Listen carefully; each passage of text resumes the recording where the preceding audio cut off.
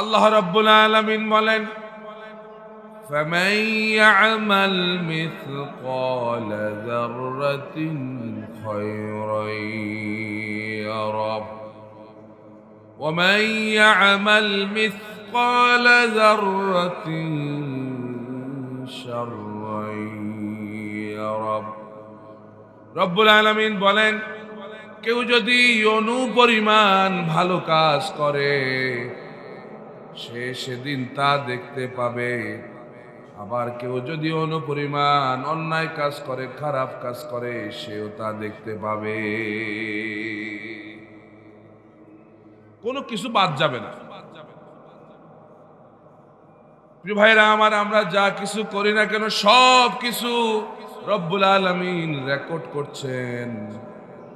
আল্লাহ রব্বুল আলামিন বলেন, وَكُلَّ إِنسَانٍ أَلْزَمْنَاهُ طَائِرَهُ فِي عُنُقِهِ وَنُخْرِجُ لَهُ يَوْمَ الْقِيَامَةِ كِتَابًا يَلْقَاهُ مَنشُورًا اقْرَأْ كِتَابَكَ كَفَى بِنَفْسِكَ الْيَوْمَ عَلَيْكَ حَسِيبًا। আল্লাহু আকবার। রব্বুল আলামিন বলেন, আমি সমস্ত মানুষের, সকল মানুষের তার এই গ্রীবা লগ্নে একটা মেমোরি কার্ড দিয়ে দিয়েছি। এই যে আজকে খেয়াল করে দেখেন, ক্যামেরাতে আমাদের আলোচনাগুলো রেকর্ড হচ্ছে। এটা যদি আল্লাহ দুনিয়ার মানুষের মাথার মধ্যে জ্ঞান দিয়ে যদি ক্যামেরা বানাইতে পারেন, ক্যামেরা যে আল্লাহ মানুষের মাথার মধ্যে জ্ঞান দিলেন, ওই আল্লাহ কি মানুষের সকল কাজ রেকর্ড করতে পারেন কিনা বলেন? আল্লাহ বলেন, সমস্ত মানুষের সকল কাজগুলো মেমোরির মধ্যে রেকর্ড হচ্ছে। কিয়ামতের দিন আমি রব্বুল আলামিন যখন তার হাতে আমলনামা দিয়ে দেব, আমি রব্বুল আলামিন বলবো, ইকরা কিতাবাক কাফা বিনাফসিকাল ইয়াউমা আলাইকা হাসিবা।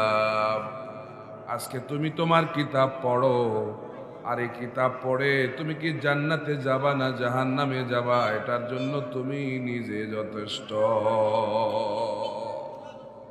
তুমি কোন জায়গায় যাবেন নিজেই বুঝতে পারবে। প্রিয় ভাইরা আমার, দোকানে বসে গীবত, শিকায়াত, পরনিন্দা, পরচর্চা, এগুলো কি আমাদের বেশি না কম?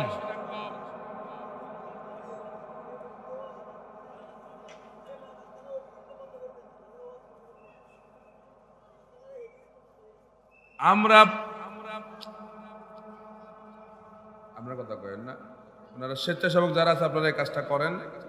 প্রয়োজনে এই রাস্তাটা অল্প সময়ের জন্য বন্ধ করে দেন। আল্লাহর কোরআনের মাহফিল তো, কি বলেন?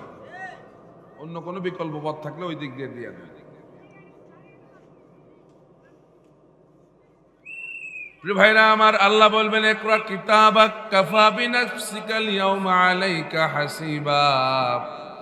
তুমি তোমার কিতাব পড়ো, আর কিতাব পড়ে তুমি নিজেই চিন্তা করো, তুমি কি জান্নাতে যাবা না জাহান্নামে যাবা। দোকানে বসে বসে আমরা পরনিন্দা, পরচর্চা, অন্যের গীবত, এগুলো কি বেশি করি না কম করি? কথা বলেন। আমি তো মনে করি আমার দেশের চায়ের দোকানগুলো এগুলো গীবতের আড্ডাখানা, ঠিক কিনা বলেন? সবচেয়ে বেশি গীবত হয় দোকানে। আজকেও খেয়াল করে দেখেন, এখানে কোরআনের মাহফিল হচ্ছে, অথচ অনেক ভাইরা এখনো দোকানে বসে বসে আড্ডা মারছে।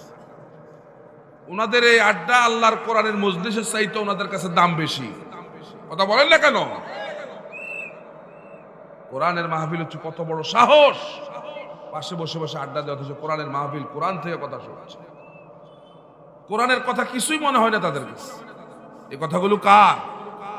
আরো জোরে আওয়াজ দিয়ে বলেন, কথাগুলো কার? এটা পৃথিবীর কোন তন্ত্র মন্ত্র নয়, এটা গাজী কালুর গীত না, এটা গল্প, গাল গল্প নয়, এটা রবীন্দ্রনাথের কথা না, এটা সক্রেটিস, লেনিন, মাও সেতুং এর কথা নয়। এই কথাগুলো কার? এই পৃথিবীর সমস্ত কাজের হিসাব আল্লাহর কাছে পুঙ্খানুপুঙ্খ রূপে দিতে হবে, হবে কিনা? আল্লাহ রাব্বুল আলামিন বলেন, কুল্লু নাফসিন যায়িকাতুল মাউত ওয়া ইন্নামা তুওয়াফাউনা উজুরাকুম ইয়াওমাল কিয়ামাহ ফামান যুহজিহা আনিন নারি ওয়া উদখিলাল জান্নাতা ফাকাদ ফাজ ওয়ামাল হায়াতুদ দুনিয়া ইল্লা মাতাউল গুরুর। আল্লাহু আকবার। দুনিয়াতে আমরা আজকে কোন রকম ক্ষমতা পেলে নিজেদেরকে সফল মনে করি, টাকা পয়সা হয়েছে এজন্য নিজেদেরকে সফল মনে করি। আল্লাহ বলেন, না না না না, দুনিয়ার সফলতা আসল সফলতা না। কারণ দুনিয়ার সফলতা তুমি যে দাবি করো, শেষ মুহূর্তে সফলতা নিয়ে যাওয়া যায় না, জুতার বাড়ি খাওয়া যাওয়া লাগে, ঠিক কিনা? এটা কিসের সফলতা? 5 বছর ক্ষমতায় ছিলেন, শেষ মুহূর্তে প্রথমে যেরকম মানুষরা ফুলের সংবর্ধনা দেয়, শেষ মুহূর্তে কি এটা দেয়? কথা কন না। তাহলে কিসের সফলতা? আল্লাহ রাব্বুল আলামিন বলেন, সমস্ত জীবিত আত্মার একদিন এই পৃথিবী থেকে চলে যাওয়া লাগবে, সকলকে মরা লাগবে, লাগবে কিনা বলেন? আল্লাহ রাব্বুল আলামিন বলেন, কিয়ামতের দিন আমি রব্বুল আলামিন মানুষদেরকে তার পাওনা বুঝাইয়া দেব।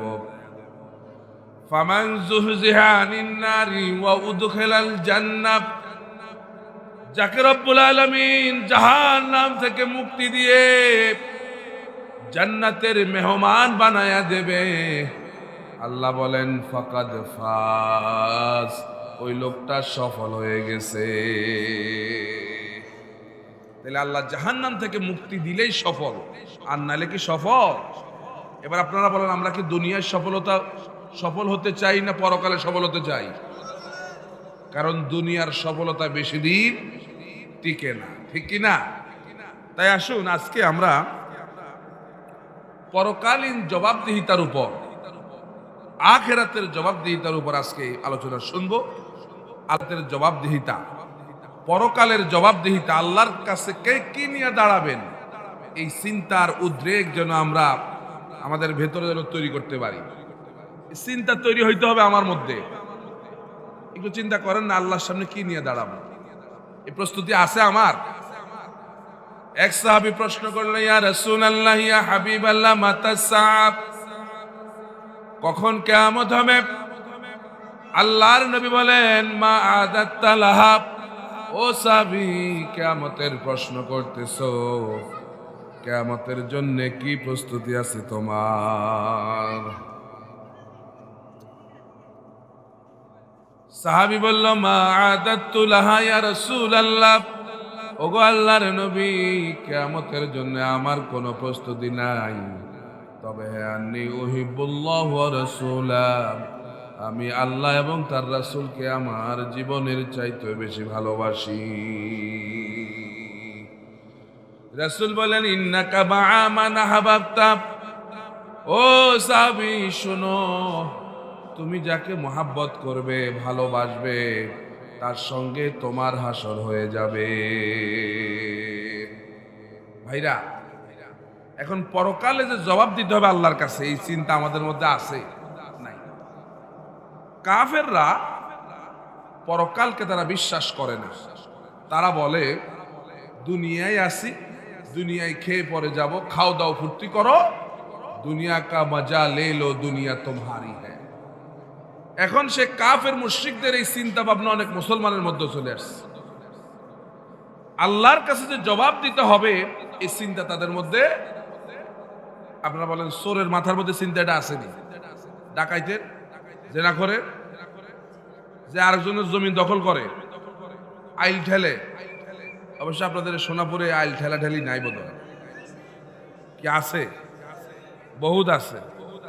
তাহলে আল্লাহর কাছে যে জবাব দিতে হবে, এই চিন্তা কি তার আছে? আছে। তাহলে কাফের মুশরিকরা যেভাবে পরকালকে ভুলে গেছে, আল্লাহর কাছে জবাব দিতে হবে এটা যেভাবে ভুলে গেছে, অনেক মুসলমান ও বেমালুম ভুলে গেছে যে আল্লাহর কাছে জবাব দেওয়া। তাই আসলে আমি ভূমিকা দীর্ঘায়িত করতে চাই না। আমরা আল্লাহর কোরআন থেকে কথা শুনতে এসেছি। এই কোরআন আমাকে অন্ধকার থেকে আলোর দিকে নিয়ে আসবে, ঠিক কিনা? আল্লাহ রাব্বুল আলামিন বলেন, আলিফ লাম রা কিতাবুন আনজালনাহু ইলাইকা লিতুখরিজান নাসা মিনাজ যুলুমাতি ইলান নূর। রব্বুল আলামিন বলেন, হাবিব, এই কিতাব আমি আপনার উপর এজন্য নাজিল করেছি, আপনি কিতাব অনুযায়ী মানুষদেরকে অন্ধকার থেকে আলোর দিকে নিয়ে আসবে। এখন অন্ধকার কোনটা? অন্ধকার কোনটা? এখন তো রাত, এই রাতের এই অন্ধকার না। অন্ধকার হলো জাতীয়তাবাদ, অন্ধকার হলো ধর্মনিরপেক্ষ মতবাদ, অন্ধকার হলো পুঁজিবাদ, অন্ধকার হলো সমাজতন্ত্র মতো। ইসলাম ছাড়া যত বাদ আছে সকল বাদ হইল বরবাদ, সকল হইল কুফরি মতবাদ, শুধুমাত্র ইসলাম হলো আবাদ, ঠিক কিনা বলেন? আজকে কেউ কেউ রাজনীতি থেকে ইসলামকে আলাদা করতে চায়, ঠিক কিনা বলেন?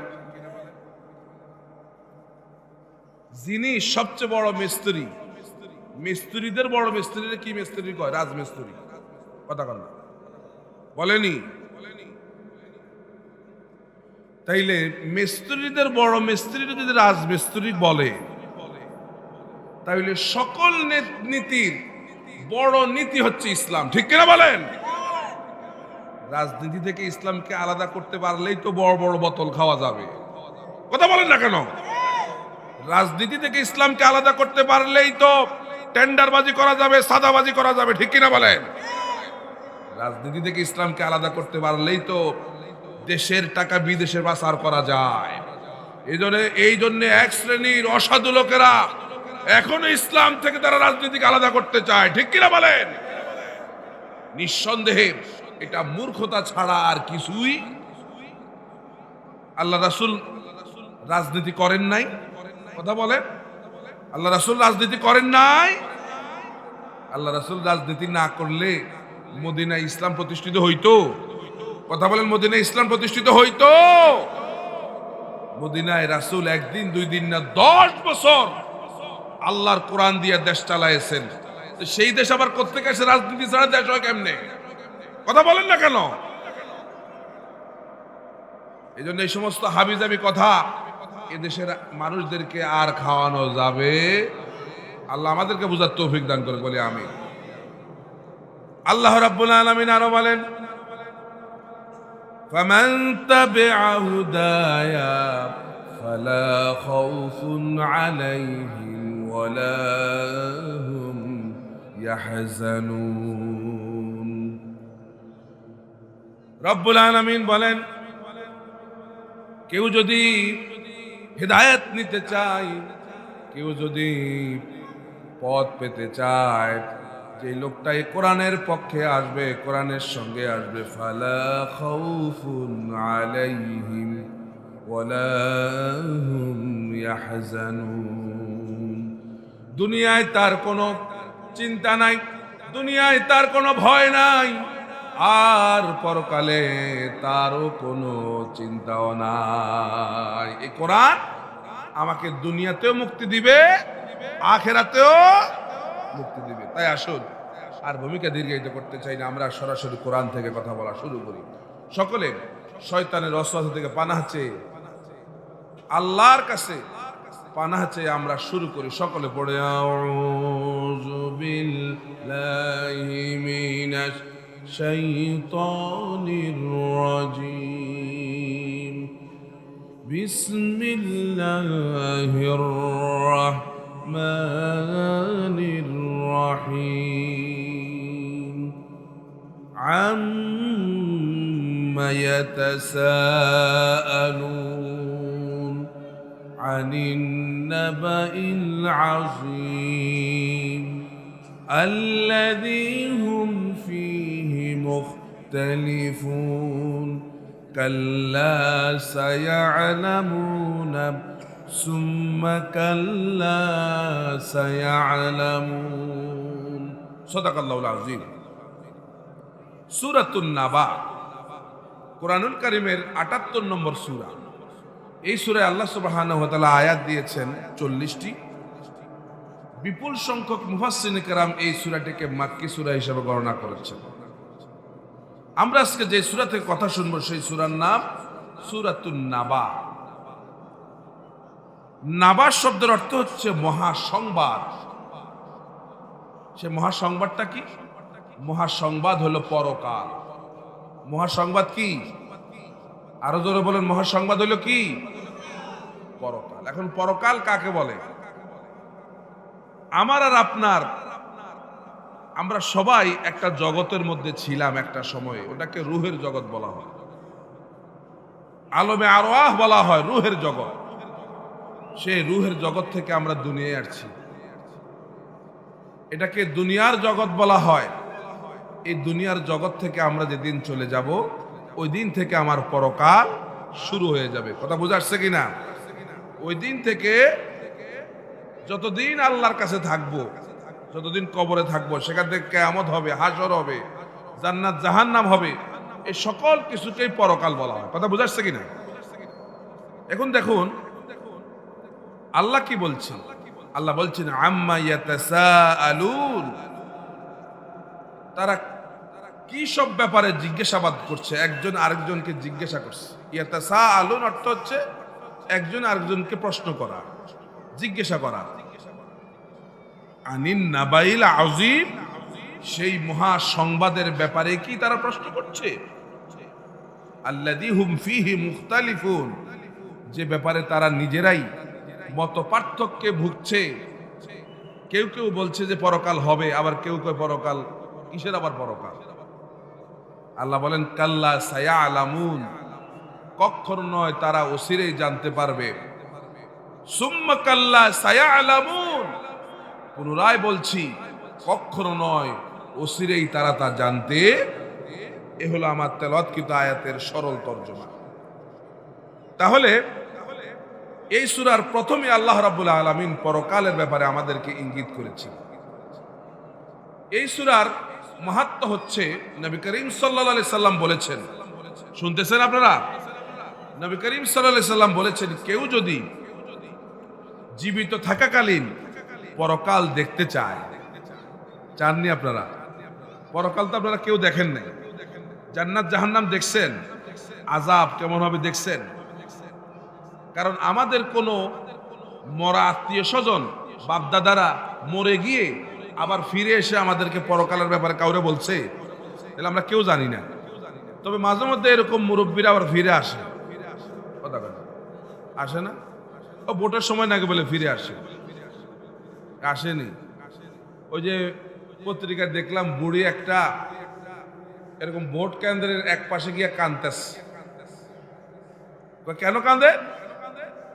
আমি শুনছি আমার স্বামী নাকি ভোট দিতে আইছে, এই জন্য আইসি, তাই সে আমার সঙ্গে না দেখা করে চলে গেছে। কথা কন, এরকম আসে নাকি?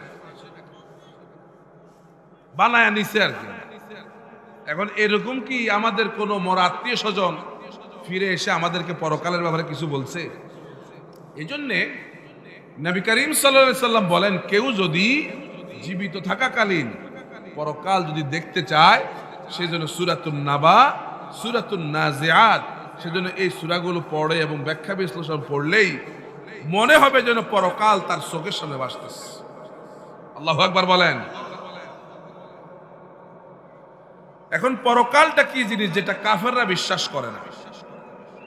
কাফেররা পরকালকে বিশ্বাস করে না, আর তারা গানও গায়। গান গায়নি? মাটির পুতুল যেমনে নাচায় তেমনে নাচে, তাতে পুতুলের কি দোষ? বলেনি? বলেনি?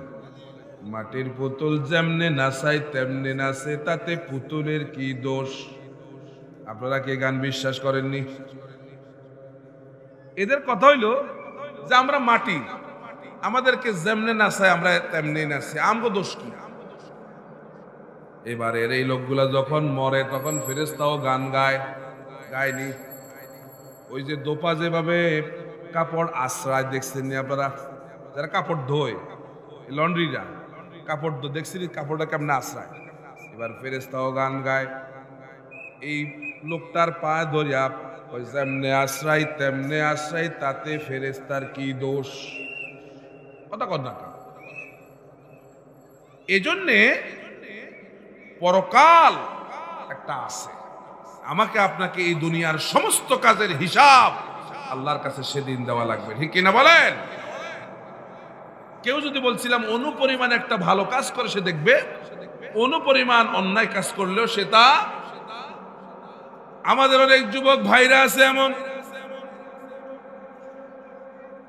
ক্ষেতের আইলে দিয়ে যুবকরা যখন হাঁটে দেখে ক্ষেতের মধ্যে খিরা ক্ষেত, শশা ক্ষেত আছে না নাই, আস্তে করে একটা শশা নিয়ে মুখের মধ্যে ঢুকায় দেয়, এমন যুবক আছে না নাই? আল্লাহ বলেন এই যে একটা শশা সে খাইলো, এটার হিসাবও কিয়ামতের ময়দানে তাকে দেওয়া লাগবে। লাগবে কিনা? একটা কাঁচামরিচ চুরি করছে, আরেকজনের ক্ষেত দিয়ে যাচ্ছে, একটা কাঁচামরিচ পকেটের মধ্যে ঢুকাইছে, মালিকে দেখে নাই, কেউ দেখে নাই। কে দেখছে? কে দেখছে? তাহলে একটা কাঁচামরিচের হিসাবও বাদ যাবে না, এটার হিসাবও কিয়ামতের মাঠে তাকে দেওয়া লাগবে। এখন এই কাফেররা এই পরকালকে বিশ্বাস করে না। রাসূল করিম সাল্লাল্লাহু আলাইহি সাল্লাম মক্কা মুআজ্জামায় তিনি তিনটি বিষয়ের উপর ভিত্তি করে তিনি ইসলামের প্রচার কাজ পরিচালনা করেছেন। কয়টা বিষয়? এক নম্বরে আল্লাহ রাব্বুল আলামিন তিনি হচ্ছেন সার্বভৌম ক্ষমতার একচ্ছত্র মালিক, তার সঙ্গে কাউকে শরীক করা যাবে না। দুই নম্বরে রাসূল সাল্লাল্লাহু আলাইহি সাল্লামকে আল্লাহ রাব্বুল আলামিন তিনি নিজেই রাসূলের এই পদে আল্লাহ পাক নিজেই নিযুক্ত করছেন, নাকি রাসূল নিজে নিজে হয়েছে? রাসূলকে এই পদ দিয়েছেন কে? রাসূল নিজে নিজে। তিন নম্বরে মুহাম্মদ সাল্লাল্লাহু আলাইহি সাল্লাম তাদেরকে জানাইছেন এই পৃথিবী একদিন ধ্বংস হয়ে যাবে, আমাদের সকলকে দুনিয়া থেকে একদিন চলে যাওয়া লাগবে, সেই পরকালে আমাদের সকলকে দুনিয়ার সকল কাজের হিসাব সেদিন দেওয়া লাগবে। এই তিনটা বিষয়ের প্রথম বিষয়টা নিয়ে কাফেররা তেমন কোনো দ্বিমত করে, তারা আল্লাহকে এক আল্লাহকে তারা মানছে এবং আল্লাহ রিজিক দাতা, শাসনকর্তা, বিধানদাতা এগুলো তারা মেনে নিয়েছে। কিন্তু দুই নম্বরে মুহাম্মদ সাল্লাল্লাহু আলাইহি সাল্লামকে রাসূল হিসেবে মানতেই তাদের যত আপত্তি। কথা বুঝাচ্ছে কিনা? এটা মক্কার সেই পরিবেশের কথা বলি। রাসূলকে তারা নেতা হিসাবে, রাসূল হিসাবে মানতে তারা রাজি না, কারণ তারা দেখলো মুহাম্মদ সাল্লাল্লাহু আলাইহি সাল্লামকে যদি রাসূল হিসাবে মেনেই নেয় তাহলে তার কোনো ভেজাল নাই, আর রাসূল হিসাবে মেনে নিলেই আবু জাহেল, উতবা, শাইবার আর শেয়ার আর নাই। কথা বলেন না? তিন নম্বর বিষয়টা হচ্ছে আরো মারাত্মক।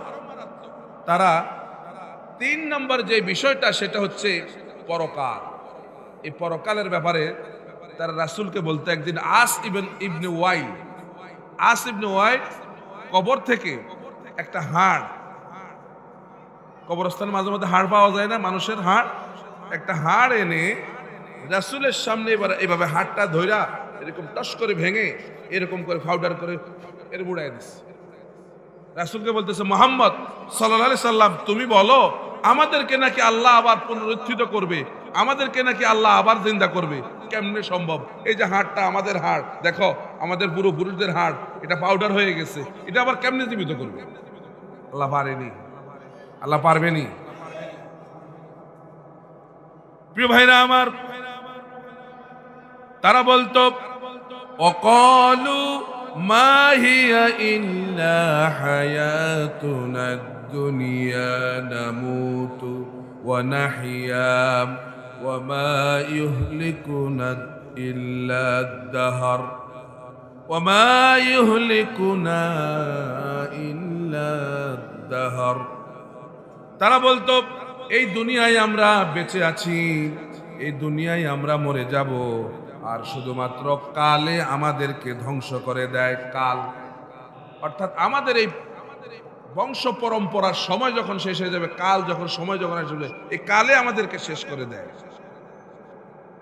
আল্লাহ রাব্বুল আলামিন বলেন, হাবিব এদেরকে জানায় দেন, কুলিল্লাহু ইউহয়িকুম সুম্মা ইউমীতুকুম সুম্মা ইয়াজমাউকুম ইলা ইয়াউমিল কিয়ামাহ।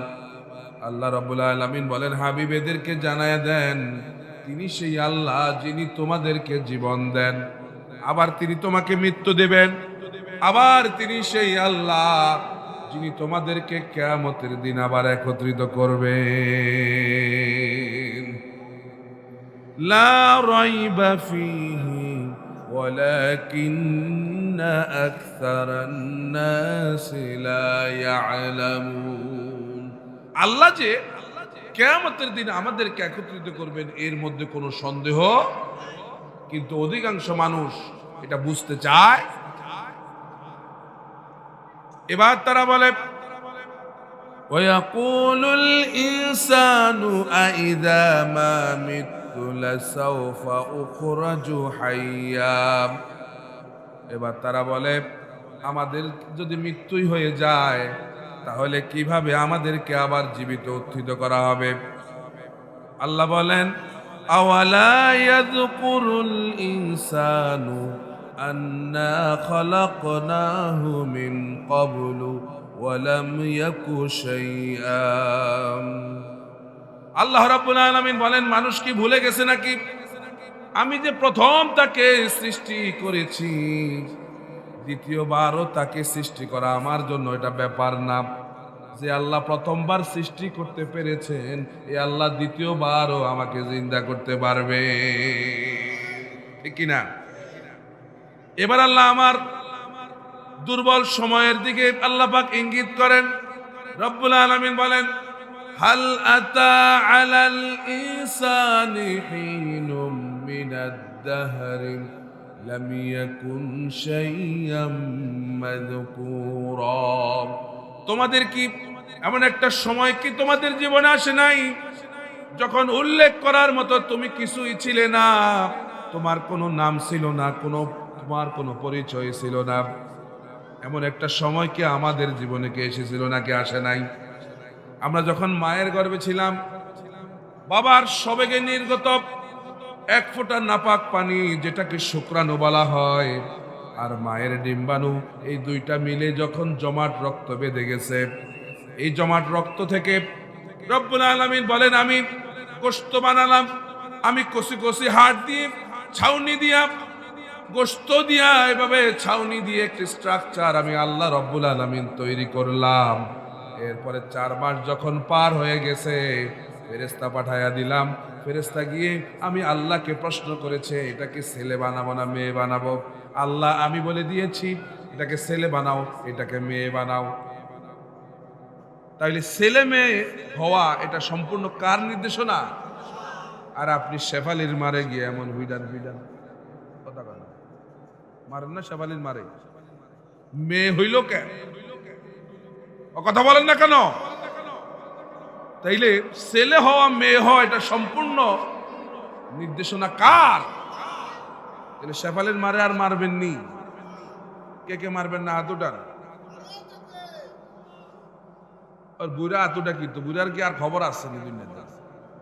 বুড়া বা জোয়ানরা যাদের এখন হওয়ার সম্ভাবনা আছে, বুড়ার তো টাইম শেষ, শক্তি আছে কেন? বাবা, এখনকার মেডিকেল সায়েন্স বলছে ছেলে হওয়া মেয়ে হওয়া এটা সম্পূর্ণ পুরুষের দোষ।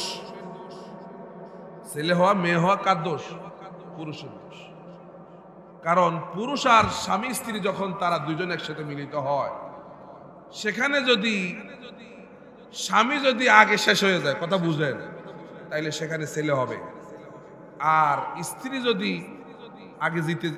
আগে শেষ হয়ে যায়, তাহলে সেখানে কি হবে? মেয়ে হবে। শেষ হওয়া বুঝুন তো, আপনার আর বাকি বলার দরকার নাই। অর্থাৎ তারা বিজয় হওয়া, স্বামী যদি স্ত্রীর উপর বিজয় হয়ে যায় তাহলে ছেলে হবে, আর স্ত্রী যদি স্বামীর উপর বিজয় হয়ে যায় তাহলে কি হবে? মেয়ে হবে। তাহলে আপনি বিজয় না হতে পারলে তো মেয়েই হবে। দোষটা কার? তাইলে আসলে কার দোষ? কথা বলেন না, কার? স্বামীর দোষ। পুরুষের দোষ, মহিলার এই জায়গায় কোনো দোষ নাই। আর ওই বেচারিতে কি মারা মারে, আবার এমন ইঙ্গিত দেয় খবরদার এই বছর যদি মেয়ে হয় তাহলে তুই তালাক, তোর মাও তালাক। কথা বলেনি? এই সমস্ত লোক যারা এই কাজ করবে এদেরকে আইনে আগে মান্দার গাছের লগে আগে বাঁধবেন। কোন গাছ? সমাজটাকে নষ্ট করে দিচ্ছে, ঠিক কিনা বলেন? আল্লাহ রাব্বুল আলামিন আরো বলেন, তোমরা যদি কুল কুনু হিজারাতান আও হাদিদা, আল্লাহ বলেন তোমরা যদি পাথর হয়ে যাও, লোহাও হয়ে যাও, আমি আল্লাহ তোমাদেরকে আবার জিন্দা করব। আমি আল্লাহ তোমাদেরকে আবার জিন্দা করব। আল্লাহ রাব্বুল আলামিন বারবার তিনি যুক্তি দিয়ে বুঝাচ্ছেন, আনতুম আশাদ্দু খালকান আমিস সামাউ বানাহা। ও দুনিয়ার মানুষ শোনো, তোমাদেরকে সৃষ্টি করা কঠিন না ওই আসমান জমিন কুল কায়নাত সৃষ্টি করা কঠিন? তোমাদেরকে সৃষ্টি করা কঠিন না আসমানটা সৃষ্টি করা কঠিন? তাহলে যে আল্লাহ খুঁটি ছাড়াই, আসমানের কোনো খুঁটি আছে? বেগয়রে আমাদ, বিনা খুঁটিতে যে আল্লাহ আসমানকে সৃষ্টি করেছেন সে আল্লাহ তোমাকে সৃষ্টি করতে পারে না? তোমার আবার জিন্দা করতে পারবে না? এখন এরা বারবার বলে যে আমরা মরে যাব, আমাদেরকে যখন মাটির মধ্যে রাখবে আমাদের শরীর পচে যাবে, আমাদের হাড্ডিগুলো সব নষ্ট হয়ে যাবে, এটারে আবার জিন্দা করবে কেমনে? এবার আমি আপনাদেরকে বলি ভাই, গ্রীষ্মকালে আমাদের ফসলি জমিনগুলো রোদের খরতাপে, প্রচন্ড তাপের কারণে জমিনগুলো ফেটে চৌচির হয়ে যায় নাকি হয় না? হয়নি? কথা বলেন, হয় কি না? এরপরে এই মরা জমিনটাকে যেই আল্লাহ জিন্দা করে এই জমিন থেকে আবার ফসল আল্লাহ পাক উত্থিত করেন, সেই আল্লাহ কি মানুষকে মাটি কি কবরের যখন শোয়া দেবে মাটির সঙ্গে মিশে যাবে, সেই আল্লাহ কি আবার মানুষকে সেখান থেকে জিন্দা করতে পারবে না? পারবে কি না? আল্লাহ রাব্বুল আলামিন বলেন, আল্লাহু আল্লাযী আরসালার রিয়াহা ফাতুসিরু সাহাবা ফাসুকনাহু ইলা বালাদিন মাইয়িতিন فأحييناها به الأرض بعد موتها كذلك النشور। রব্বুল আলামিন বলেন, আমি মেঘমালাকে যখন আকাশে মেঘমালা সাজাই, বাতাসকে বলে দেই এই মেঘমালাকে টেনে নিয়ে যাও, ওই যে সোনাপুরে জমিনটা চৌচির হয়ে গেছে, জমিনটা জিন্দা করা লাগবে। আল্লাহ বলেন এই বাতাস তখন মেঘমালাকে নিয়ে আসে এই জমিনের উপরে, এরপরে বৃষ্টি ছেড়ে দেয়, বৃষ্টি ছেড়ে দিয়ে রব্বুল আলামিন বলেন মরা জমিনটাকে জিন্দা করে দেই। যেভাবে নববধূ সন্তান ধারণের জন্য যেভাবে প্রস্তুতি নেয়, আল্লাহ বলেন এভাবে মরা জমিনটাকে জিন্দা করে আমি আল্লাহ আবার সে মরা জমিনে ফসল ধারণের পরিস্থিতি আমি আল্লাহ সৃষ্টি করে দে। তাহলে যে আল্লাহ মরা একটা জমিনকে জিন্দা করে আবার ফসল ধারণের অবস্থা সৃষ্টি করতে পারেন, সে আল্লাহ আমি আপনি মরে গেলে আমাদেরকে আল্লাহ জিন্দা করতে পারবেন না? তাহলে এই পৃথিবীর সমস্ত কাজের হিসাব আমার আল্লাহকে দেওয়া লাগবে, লাগবে কি না? আল্লাহ বলেন, কাইফা তাকফুরুনা বিল্লাহি ওয়া কুনতুম আমওয়াতা ফাআহইয়াকুম সুম্মা ইউমীতুকুম সুম্মা ইউহয়ীকুম সুম্মা ইলাইহি তুরজাউন। কিভাবে তোমরা আমার অস্বীকার করো, অথচ তোমরা ছিলে মৃত। আমরা মায়ের রেহেমের মধ্যে প্রথম যখন ছিলাম তখন কি ছিলাম? মৃত, কোন রূহ আমার মধ্যে ছিল না। সেই আল্লাহ 4 মাস যখন পার হয়ে গেছে তখন আমার মধ্যে আল্লাহ পাক রূহ দিচ্ছেন না? এরপরে আমাকে 10 মাস পরে পৃথিবীতে আল্লাহ পাক আনছেন। আল্লাহ পাক ইচ্ছে করলে ওই মায়ের রেহেমের মধ্যে আমাকে আপনাকে মেরে ফেলতে পারতেন কি না? আল্লাহকে আমি জমিনে আনছি, এখান থেকে আবার আমি তোমার মৃত্যু দিব, আবার সেই মৃত্যুর পরে কিয়ামত যখন হয়ে যাবে হাসরের ময়দানে আমি আল্লাহ আবার তোমাকে উত্থিত করব। সুবহানাল্লাহ বলেন। প্রিয় ভাইরা আমার, এভাবে করে মানুষগুলোকে রব্বুল আলামিন হাসরের মাঠে উঠাবেন। উঠানোর পরে মানুষগুলোর হিসাব হয়ে যাবে। হিসাব হয়ে যাওয়ার পরে একদল যাবে জান্নাতে, আরেক দল যাবে কোথায়? জাহান্নামে। সেই জাহান্নাম বড় ভয়াবহ জায়গা। রব্বুল আলামিন বলেন, ইয়া আইয়ুহাল্লাযীনা আমানু কু আনফুসাকুম ওয়া আহলিকুম নারা ওয়াকুদুহান নাসু ওয়াল হিজারা। রব্বুল আলামিন বলেন, ও দুনিয়ার ঈমানদাররা শোনো শোনো, তোমরা তোমাদের নিজেদেরকে জাহান্নামের আগুন থেকে বাঁচাও, আর পরিবার পরিজন সকলকে জাহান্নামের আগুন থেকে বাঁচাও। কারণ জাহান্নামের আগুন বড় ভয়াবহ। এই জাহান্নামের ইন্ধন হবে মানুষ আর পাথর। এই যে দেখেন, এই যে লস অ্যাঞ্জেলেসে কি আগুন, ক্যালিফোর্নিয়ায় আগুন আর আগুন, কত পাহাড়গুলো জ্বলে যাচ্ছে, পাথরের ডালাই করা বিল্ডিং গুলো জ্বলে চৌচির হয়ে যাচ্ছে। তাহলে যে আল্লাহ এই দুনিয়াতে এরকম আগুন জ্বালাইতে পারেন, জাহান্নামে আল্লাহ আগুন জ্বালাইতে পারবেন না? পারবেন না? জাহান্নামের আগুনের ব্যাপারে আল্লাহ আরো বলেন, এই আগুন বড় মারাত্মক। নারুল্লাহিল মুকাদ্দা আল্লাতী তাত্তালিউ আলাল আফইদা। আল্লাহ বলেন, এই জাহান্নামের আগুন বড় প্রজ্বলিত, ঝলঝল করে আগুন জ্বলবে, প্রজ্বলিত আগুন যা মানুষের কলিজা পর্যন্ত পোড়ায়া ফেলবে, অন্তরটা পোড়ায়া ফেলবে জাহান্নামের আগুন। প্রিয় ভাইরা আমার, এই জন্য জাহান্নামের আগুন থেকে নিজেকে বাঁচাতে হবে। এমনকি আমাদের সন্তানদেরকেও জাহান্নামের আগুন থেকে বাঁচাতে হবে। নাহলে কিয়ামতের দিন এই সন্তানরা যারা আমাদের আশেপাশে নামাজ পড়তো না, পরকালকে যারা বিশ্বাস করতো না, এরা কিয়ামতের দিন আমাদেরকে সেদিন তারা মামলা দায়ের করবে আমাদের ব্যাপারে। রব্বুল আলামিন বলেন, وقال الذين كفروا ربنا أرنا الذين أضلانا من الجن والإنس نجعلهما تحت أقدامنا ليكون من الأسفلين। সেদিন আপনার আমার সন্তানেরা, এমনকি কাফেররা আমাদেরকে সেদিন বলবে, রব্বানা আরিনাল্লাযাইনা আদাল্লানা মিনাল জিন্নি ওয়াল ইনস। আয় আমার রব, দুনিয়ায় জিন এবং ইনসানদের মধ্য থেকে কারা আমাদেরকে পথভ্রষ্ট করলো, আজকে তাদেরকে একটু দেখায়া দেন। আজকে নেতারা নিজেরাও নামাজ পড়ো না, কর্মীদেরকেও নামাজ পড়তে দাও না। কিয়ামতের দিন আল্লাহ বলছেন এরা ধরা খাবে। সেদিন কর্মীরা বলবে, আল্লাহ এরা কোথায়? আজকে এদেরকে দেখায়া দেন। নাজালহুমা তাহতা আকদামিনা। আজকে এদেরকে আমাদের পায়ের নিচে আমরা পাড়ায়া ধরবো।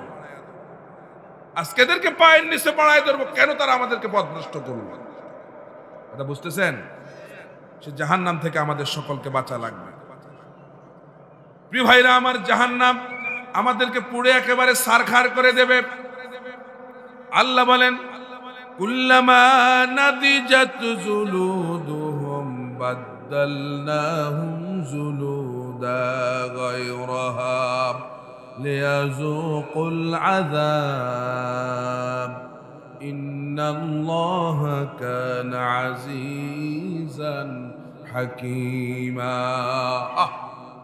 চামড়াগুলো যখন একবার পুড়ে শেষ হয়ে যাবে, আল্লাহ বলেন, বাদদালনাহুম জুলুদা গায়রাহা, আবার নতুন চামড়া তাদেরকে দিয়ে দেবে। এক চামড়া পড়ে যাবে, আবার আরেক চামড়া দেবে। এখন আপনারা বলেন যে হুজুর জাহান্নামে এতবার শাস্তি কেন দিবে?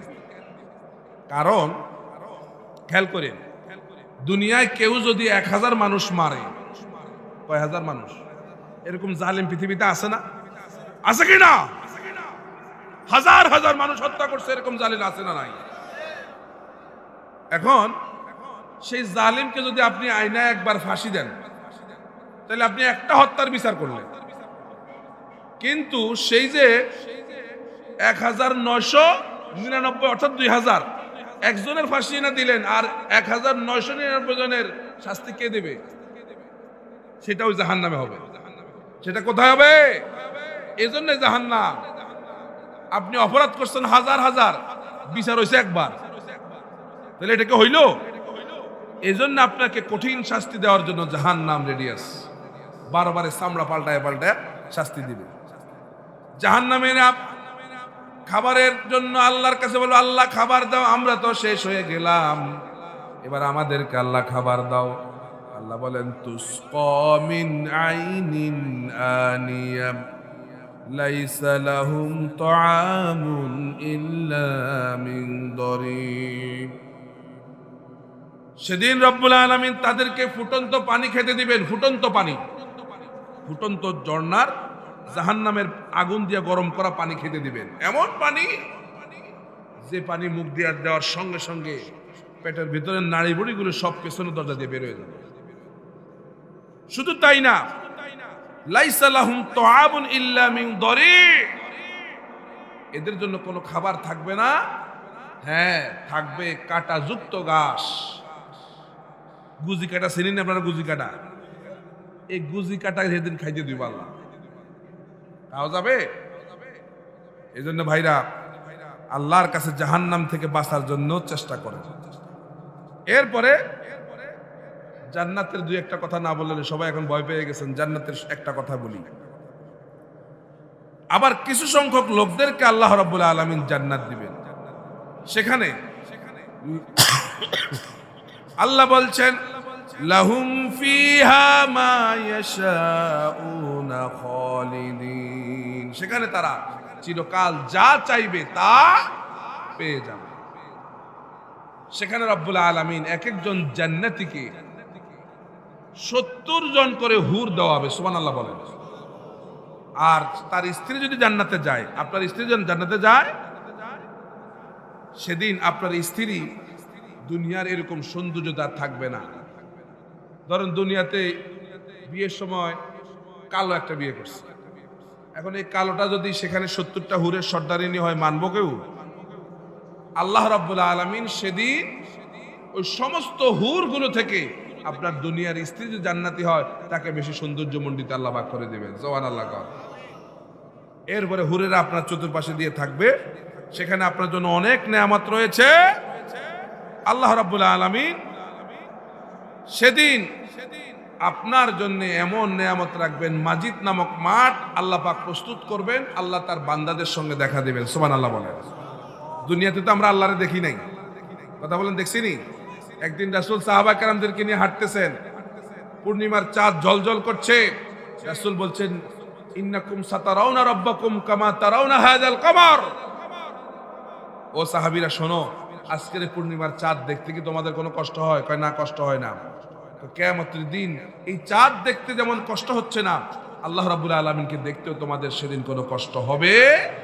তাই আসুন, সে আল্লাহ রাব্বুল আলামিনকে আমরা সবাই দেখতে চাই জান্নাতে, সবাই চাই। তাহলে পরকালীন চিন্তা মাথার মধ্যে রেখে আমাদের সামনের দিকে এগিয়ে যেতে হবে, ঠিক কিনা বলেন? দুনিয়ার সকল কাজের হিসাব আবার আল্লাহকে দিতে হবে। হিসাব দেওয়ার পরে আল্লাহর দরবারে যেন মাপ পেয়ে যেতে পারি, সেই পরিস্থিতি, সেই প্রস্তুতি, কবরের সামান আমাকে এখান থেকে নিয়ে যাওয়া লাগবে, ঠিক কিনা? আল্লাহ রাব্বুল আলামিন পরকালীন জিন্দেগিতে আমাদেরকে ভালো রাখুক। সে পরকালীন জীবনটা বিশাল, একদিন দুই দিনের না, এটার কোনো হিসাব নাই। আল্লাহ রাব্বুল আলামিন সেই দিনের চিন্তা করে দুনিয়ার এই জীবনটা পরিচালনা করার তৌফিক দেখ। যারাই দুনিয়ার এই টাটকা সুখগুলোকে দুপা দিয়ে ঠেলে দিয়ে আল্লাহর জন্য কাজ করবে, পরকালে তারাই শান্তি পাবে। আল্লাহ রাব্বুল আলামিন আমাদের সকলকে পরকালীন জীবনে সফলতা দান করুক। আকুলু কাওলি হাযা ওয়াস্তাগফিরুল্লাহ লি ওয়া লাকুম ওয়া লিসাইরিল